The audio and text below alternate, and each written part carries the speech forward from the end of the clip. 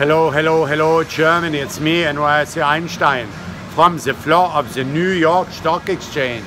November 14th, my son's birthday. Market down 30 points, a little bit of red. Anxiety about global potential, lack of global economic growth.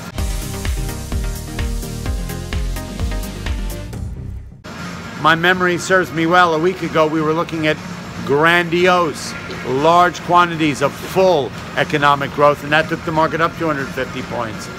GE still lagging on the market. Anxiety and fragility about that, as well as the completion of the tax reform bill. Market came in hard this morning. So there are emotional, headline-driven market sell-offs intraday happening over the last 3 days. 3 days after 12 months of rallying, we have 3 days of sell-off. But net at the end of the day, the emotional sell-off happens early morning. Down 250 the other day, closed down 80. Down 250 one day, closed down 100. Down 160 this morning, closed down 30 only. So what's significant is where the market closes, not the emotional relationship that people have to a sell-off early on in the day, and the programs and the algorithms and the high-frequency trading that's caused a sell-off in the first place. This market goes from lower left to upper right still by the end of today. We were off 170 points, 160 points this morning, closed down 30. Russell off a little, Spiders off a little. I'll give you that much, that we did end up the day in the red. Even though I did bet some on $1, we'd end up positive. I came close, we were down 160 when it happened. So what I'm seeing is a continuation of this. People were sitting around with shopping lists looking for discounts because they're buying it up. But you know, a sell-off this morning is not that hard to do at a market that's flatlining off record highs for the last 9 months, 12 months.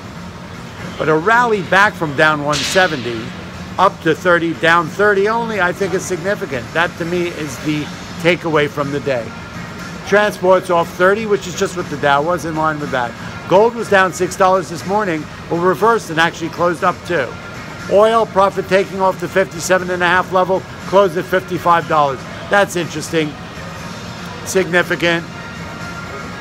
Okay, net, because after all is said and done, we've broken through all potential predictions of where oil could go at 42 to 52 level, got up to 57.5. You're going to see a little bit of a sell-off. So net at the end of the day, not a bad showing. Takeaway is still that there are people sitting around the sidelines looking for a discount. People are not waiting for this knife to drop too far before they get back into the market. People marking this market back up, not letting it break through and sell off. There's no follow through on that. So stick with it. Let's see what happens. Tomorrow's Hump Day Wednesday. We're coming into Thanksgiving season. Today, Home Depot blew the market away with guidance, with earnings, with revs. Global sell-off? I don't really know.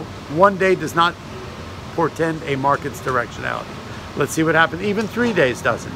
A market closing at 23,400, off a couple hundred from the all-time highs.